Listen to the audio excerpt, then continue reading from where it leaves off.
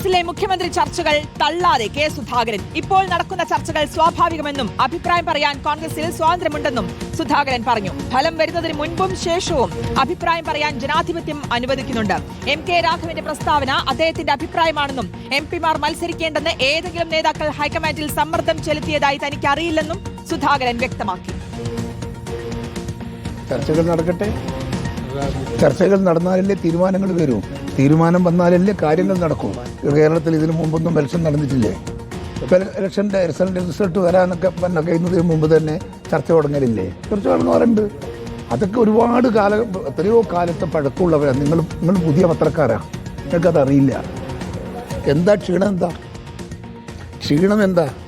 പാർട്ടിയാണ് ചർച്ച ചെയ്യുന്നത്, വ്യക്തികളല്ല. പാർട്ടി ചർച്ച ചെയ്യുമ്പോൾ പാർട്ടി ചർച്ച നടത്തുന്ന തീരുമാനങ്ങളിൽ എന്താണ് പ്രശ്നം വരേണ്ടത്? അത് ഫലം വന്ന് ചർച്ച നടത്തുന്നവരുണ്ട്, ഫലം വരുന്നതിന് മുമ്പ് ചർച്ച നടത്തുന്നവരുണ്ട്. അതൊക്കെ സ്വാഭാവികമായും ജനാധിപത്യ സംവിധാനത്തിൽ എല്ലാവർക്കും അതിനൊരു വഴിയുണ്ട്, അതിനൊരു തിങ്കിങ് ഉണ്ട്. YS അഭിനന്ദ് നൽകും വിശദാംശങ്ങൾ. YS അഭിനന്ദ്, ഈ കെ സുധാകരന്റെ 2 തവണയുള്ള പ്രതികരണമാണ് മുഖ്യമന്ത്രി ചർച്ചകൾ, കോൺഗ്രസിലെ ചർച്ചകൾ വലിയ രീതിയിൽ ചർച്ച ചെയ്തത്. ഒന്ന് റിപ്പോർട്ടറിലൂടെയുള്ള ഒരു പ്രതികരണം, ചെന്നിത്തലയെ പിന്തുണച്ചുകൊണ്ടുള്ളത്. മറ്റൊന്ന് ഇപ്പോൾ കഴിഞ്ഞ ദിവസം KC വേണുഗോപാലുമായി പിന്തുണച്ചുകൊണ്ടുള്ള ആ പോസ്റ്റ്. അതാണ് കൂടുതൽ ഇപ്പോൾ ചർച്ചയായിക്കൊണ്ടിരിക്കുകയും ചെയ്തത്. അതിനുശേഷം കൃത്യമായിട്ട് നേതൃത്വം ഇടപെട്ട് ഇത്തരത്തിലുള്ള ചർച്ചകൾ ഈ ഘട്ടത്തിൽ വേണ്ട എന്നുള്ളത് പറയുമ്പോഴും കെ സുധാകരൻ ആ ചർച്ചകൾ തുടരട്ടെ എന്ന നിലപാട് തന്നെയാണ് എടുക്കുന്നത്, അല്ലേ?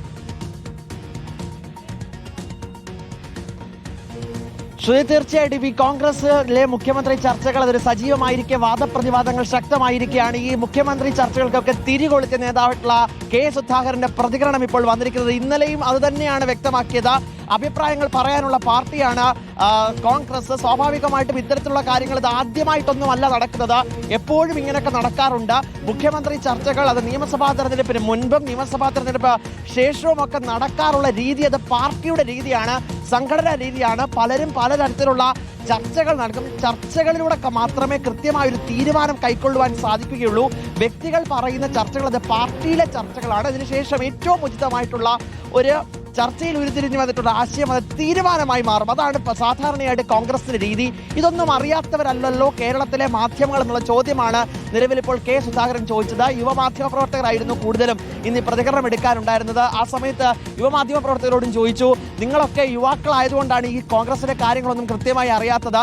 കോൺഗ്രസിന്റെ പതിവ് രീതിയാണ്, സ്വാഭാവികമായി ഉണ്ടായ ചർച്ചകളാണ് ഇപ്പോഴും നടക്കുന്നത്. ഓരോരുത്തരുടെ പേര് മുന്നോട്ട് വെക്കും.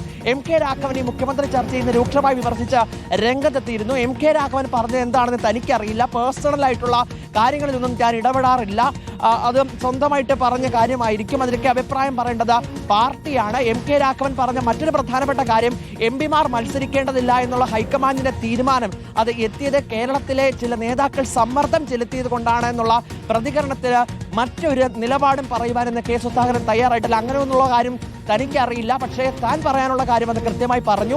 മറ്റൊരു പ്രധാനപ്പെട്ട ചോദ്യം കൂടി മാധ്യമങ്ങൾ ചോദിച്ചു, VD സതീശനെ പുകഴ്ത്താതെ എന്തുകൊണ്ടാണ് നിലവിൽ KCയെ പുകഴ്ത്തുന്നത് എന്ന് ചോദിച്ചപ്പോൾ അതിലും തനിക്കൊന്നും പറയാനില്ല, അഭിപ്രായമാണ് പറഞ്ഞത്. ആ അഭിപ്രായ പ്രകടനങ്ങൾ ഒക്കെ നടത്തിയിട്ടുണ്ട്. ഈ ചർച്ചകളുമായിട്ട് ബന്ധപ്പെട്ട വാദപ്രതിവാദങ്ങളൊക്കെ ഉയർന്നു വരുന്നത് സ്വാഭാവികമാണ്. കാലാകാലങ്ങളായി കോൺഗ്രസ് രാഷ്ട്രത്തിൽ സംഭവിച്ചുകൊണ്ടിരിക്കുന്ന കാര്യം മാത്രമാണ്.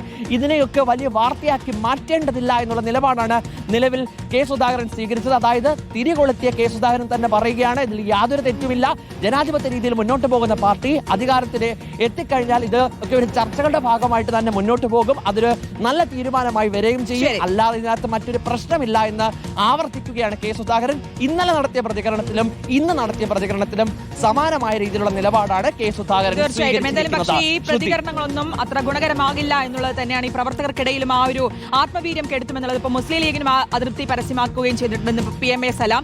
YS അഭിനന്ദാണ് വിശദാംശങ്ങൾ നൽകിയത്.